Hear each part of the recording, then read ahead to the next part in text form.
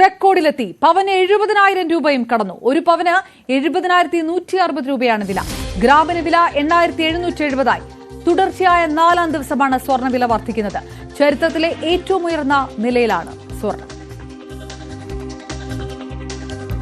ധനകാര്യ വിദഗ്ധൻ doctor Nirmal Abraham നമുക്കൊപ്പം ചേരുന്നു. നിർമ്മൽ, ആഗോള വിപണിയിലുള്ള ഉലച്ചിൽ അത് ട്രംപ് ചൈന ട്രേഡ് വാറിനുള്ള ഒരു തുടക്കമെന്നുള്ള തരത്തിലുള്ള സ്പെക്കുലേഷൻസ് ഒക്കെ നടക്കുന്നു. ഇത് തന്നെയാണോ ഇന്ത്യയിലും പ്രതിഫലിക്കുന്നത്? ഈ സ്വർണ്ണവില വർധനവ് ഇതുമായി ബന്ധപ്പെട്ടാണോ കണക്കാക്കേണ്ടത്? തീർച്ചയായിട്ടും ട്രേഡില് ഈ ഇഷ്യൂ ഉള്ളത് കൊണ്ട് തന്നെ ഇപ്പൊ ആളുകൾ നോക്കുന്ന ഒരു സേഫ് ഓപ്ഷൻ ഗോൾഡ് ആണ്. കാരണം സ്റ്റോക്ക് മാർക്കറ്റ് നമുക്കറിയാം കുത്തനെ ഇടിയുന്നു, അതിനുശേഷം കയറുന്നു, വീണ്ടും ഇടിയുന്നു. ഫാർമസ്യൂട്ടിക്കൽ ഇൻഡസ്ട്രിയിലെ ടാരിഫ് കൊടുക്കാതിരുന്നിട്ട് പോലും അവിടെ ഇടിയുന്നു. അപ്പം ഭയങ്കര അൺസർട്ടനിറ്റി ഉള്ളതുകൊണ്ട് സ്റ്റോക്ക് മാർക്കറ്റ് പലർക്കും ഒരു ഓപ്ഷൻ അല്ല. ഡോളർ വീക്കം ചെയ്യുന്നതുകൊണ്ട് കറൻസി ട്രേഡിംഗ് ഒരു ഓപ്ഷൻ അല്ല. ബാങ്കുകൾ ഇൻട്രസ്റ്റ് റേറ്റ് കൂട്ടിയും കുറച്ചുകൊണ്ടിരിക്കുന്നത് കൊണ്ട് അതും ഒരു സേഫ് ഓപ്ഷൻ അല്ല, വയബിൾ ഓപ്ഷൻ അല്ല. അപ്പം തീർച്ചയായിട്ടും ഏറ്റവും വയബിൾ ആയിട്ടുള്ള ഓപ്ഷൻ ഇപ്പോൾ ഒരുപാട് ആളുകൾക്ക് ഗോൾഡ് ആണ്. അത് ഇൻഡിവിജ്വൽസിന് മാത്രമല്ല ഇൻസ്റ്റിറ്റ്യൂഷൻസിനും അതെ. കാരണം സെൻട്രൽ ബാങ്കുകൾ ഈ സമയത്ത് ശ്രദ്ധിച്ചറിയാം, ലോകത്തുള്ള എല്ലാ സെൻട്രൽ ബാങ്കുകളും തന്നെ അവരുടെ ഗോൾഡ് റിസർവ്സ് കൂട്ടിക്കൊണ്ടിരിക്കുക. അപ്പൊ ആ ഒരു ഇൻസ്റ്റിറ്റ്യൂഷണൽ ഡിമാൻഡ് കയറുന്നതനുസരിച്ച് ഗോൾഡിന് വില കൂടും. മറ്റൊരു വാർത്തകൾ നമ്മൾ കണ്ടായിരുന്നു കഴിഞ്ഞ ദിവസമൊക്കെ, ജർമ്മനി പറഞ്ഞത്, അതായത് ലോകത്തിലെ ഏറ്റവും കൂടുതൽ ഗോൾഡ് റിസർവ്സ് യുണൈറ്റഡ് സ്റ്റേറ്റ്സ് കഴിഞ്ഞാൽ ഏറ്റവും കൂടുതൽ ഗോൾഡ് റിസർവ്സ് ഉള്ളത് ജർമ്മനിക്കാണ്. ഏകദേശം 3,300 ടൺ. അവർ ആ ഗോൾഡ് റിസർവ്സ് ഞങ്ങൾ ഇനി US നിന്ന് അത് എടുക്കാൻ പോവാണ്, ഞങ്ങളുടെ രാജ്യത്തോട്ട് റീപാട്രിയേറ്റ് ചെയ്യാൻ പോവാണ് എന്നുള്ളൊരു വാർത്തയും വന്നു. സോ അതും ഈ ഗോൾഡിന്റെ പ്രൈസിനെ അല്ലെങ്കിൽ ഡിമാൻഡിനെ വർദ്ധിപ്പിക്കുന്നു, അതനുസരിച്ച് പ്രൈസ് കൂടുന്നു എന്നുള്ള സൂചനയാണ്. അപ്പം മറ്റു രാജ്യങ്ങൾ ഒരുപക്ഷെ ഇപ്പം ചൈന ഉൾപ്പെടെ, ചൈനയ്ക്ക് ഏകദേശം 2,200 ടണ്ണ് ഗോൾഡ് റിസർവ്സ് ഉണ്ട്. ഫ്രാൻസ്, അപ്പൊ ഇവരൊക്കെ തന്നെ US യൂഷ്വലി ന്യൂയോർക്കിലും ലണ്ടനിലുമാണ് പല രാജ്യങ്ങളും അവരുടെ ഗോൾഡ് സൂക്ഷിക്കുന്നത്. അപ്പൊ അവിടെ നിന്നൊക്കെ റിസർവ്സ് പിൻവലിക്കാൻ തുടങ്ങി. അതും ഗോൾഡിനെ സംബന്ധിച്ചിടത്തോളം നല്ല സൂചനയാണ്, വില ഉയരാനുള്ള സാധ്യതയുണ്ട്. നിർമ്മൽ, ഇതിപ്പോ കേരളത്തെ സംബന്ധിച്ചിടത്തോളം ഉത്സവ സീസണാണ്. സ്വാഭാവികമായിട്ടും അത് ഇനിയും കൂടുതൽ മുന്നോട്ട് പോകുമ്പോൾ വിഷു ആകുന്നു, അക്ഷയ തൃതീയ വരുന്നു. ആ സമയത്തൊക്കെ ഇതിലും സ്വർണ്ണവില ഉയരാൻ തന്നെ ആയിരിക്കുമോ സാധ്യത?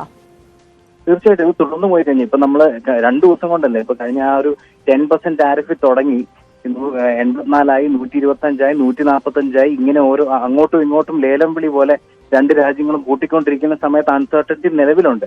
അൺലെസ് ഇത് ട്രംപോ അല്ലെങ്കിൽ ഷീ ജിൻപിങ്ങോ ഇത് നിർത്തിവെക്കുകയാണ്, ഓക്കെ ഞാൻ ഇനിയിപ്പം വർദ്ധിപ്പിക്കുന്നില്ല, സർട്ടനിറ്റിയിലോട്ട് എത്തും. ഓക്കെ, ഒന്ന് ദയവായി ഹോൾഡ് ചെയ്യൂ ശ്രീ നിർമ്മൽ. ഇപ്പോൾ ഭീമ ജ്വല്ലേഴ്സിന്റെ ശ്രീ ഗോവിന്ദൻ നമുക്കൊപ്പം ചേരുന്നു. വലിയ ഒരു ഉത്സവ സീസണിലേക്ക് കടക്കുന്ന സമയമാണ് കേരളത്തിലെ സ്വർണ്ണ വിപണിയെ സംബന്ധിച്ചിടത്തോളം. വിഷുവും അക്ഷയ തൃതീയയും ഒക്കെ വരുമ്പോൾ ഈ രീതിയിൽ സ്വർണത്തിന്റെ വില കൂടുന്നത് അത് സെയിൽസിനെ ബാധിക്കുമെന്നുള്ള ഒരു ആശങ്ക നിങ്ങൾക്കുണ്ടോ? സെയിൽസില് എല്ലാരും വെയിറ്റ് ചെയ്യുകയാണ് ഒന്ന് സെറ്റിൽ ആകാൻ വേണ്ടിട്ട്.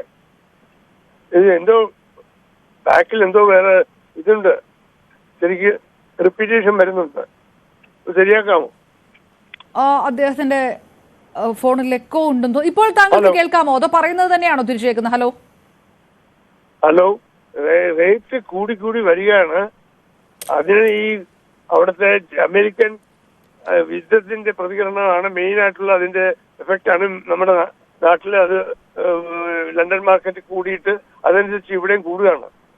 അത് ആൾക്കാര് ഇത് റേറ്റ് കൂടുന്നതനുസരിച്ച് അവർക്ക് ഇപ്പൊ അക്ഷയതൃതീയ വരികയാണ്, ഈ വിഷു വരികയാണ്, അതിനൊക്കെ മേടിക്കാൻ വേണ്ടി വെയിറ്റ് ചെയ്യുമ്പോഴാണ് ഇങ്ങനൊരു രീതി വരുന്നത്.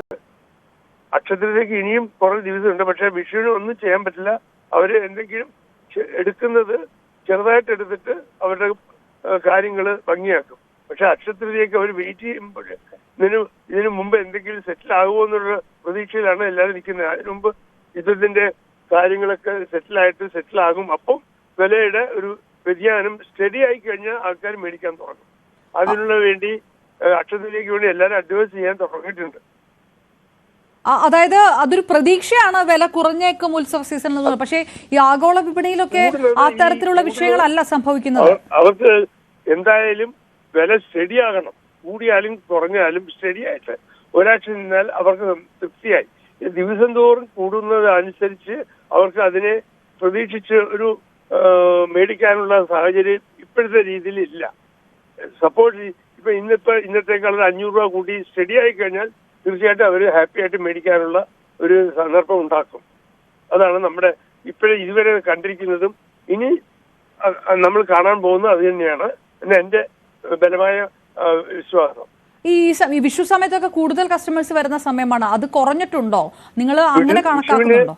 വിഷുവിന് മേടിക്കുന്നത് സാറിന് കൈനീട്ടം കൊടുക്കലാണ്. സ്വർണം മേടിക്കുന്നത് അവര് വളരെയധികം ഇമ്പോർട്ടൻസ് കൊടുക്കുന്നില്ല. പക്ഷെ ചിലര് വിഷു കൈനീട്ടം കിട്ടിയാൽ ഉടനെ അതെല്ലാം ചേർത്ത് സ്വർണത്തിന്റെ എന്തെങ്കിലും മേടിക്കുന്ന ഒരു രീതി ഉണ്ടായിരുന്നു. ഇപ്പൊ അത് അക്കാലത്തേക്ക് മേടിക്കുന്നത് സ്റ്റോപ്പ് ചെയ്യുമെന്നാണ് എന്റെയൊക്കെ മനസ്സിലുള്ള ഒരു പ്രതീക്ഷ. Right. Doctor B Govindan Bhima ജ്വല്ലേഴ്സിന്റെ പ്രതികരിച്ചത് വളരെ നന്ദി. ശ്രീ നിർമ്മൽ ഇബ്രഹാം, അതായത് ഇത് ഉപഭോക്താക്കളുടെ ഒരു തീരുമാനത്തെ കൂടെ ഇത് സ്വാധീനിച്ചിട്ടുണ്ട് എന്ന് കൂടിയാണല്ലോ ഭീമ ജ്വല്ലേഴ്സ് കൂടി പറയുന്നത്. അതായത് കൂടുതൽ കസ്റ്റമേഴ്സ് വരാതെ ആവുക, അങ്ങനെ ഒരു സാധ്യതയുണ്ട്. ഇനിയുള്ള സമയങ്ങളിൽ ഇപ്പോൾ ട്രംപ് ചൈന ഡയറക്റ്റ് വാർ തുടർന്നു പോകുന്ന ഒരു സാഹചര്യമാകും, അല്ലെങ്കിൽ അതിലൊരു സെറ്റിൽമെന്റ് ഉണ്ടാകുമെന്നുള്ളൊരു പ്രതീക്ഷയൊക്കെ വ്യവസായ മേഖലയ്ക്കുണ്ടോ? ഇത് തുടർന്ന് പോയി കഴിഞ്ഞാൽ നാച്ചുറലി ആ വോളറ്റാലിറ്റി ഇതിനെ പ്രൈസ് മുന്നോട്ട് കൊണ്ടുപോകുള്ളൂ. കാരണം തുടർന്ന് പോയി കഴിഞ്ഞാൽ 2-3 കാര്യങ്ങൾ സംഭവിക്കാൻ ഇടയുള്ളൂ. കൂടുതൽ രാജ്യങ്ങൾ US ഗോൾഡ് റിസർവ് പിൻവലിക്കും. ലോകത്തുള്ള എല്ലാ സെൻട്രൽ ബാങ്കുകളും അവരുടെ ഗോൾഡ് റിസർവ് കൂട്ടും. ഈ 2 സാഹചര്യവും ഇൻഡിക്കേറ്റ് ചെയ്യുന്നത് ഗോൾഡിന്റെ പ്രൈസ് കൂടാനാണ്. പിന്നെ നമ്മൾ ഹിസ്റ്റോറിക്കലി എടുത്ത് നോക്കിക്കഴിഞ്ഞാൽ കഴിഞ്ഞ 25 വർഷത്തിൽ ആകെ 2 തവണ ഗോൾഡിന്റെ പ്രൈസ് ഇടിഞ്ഞിട്ടുള്ളൂ.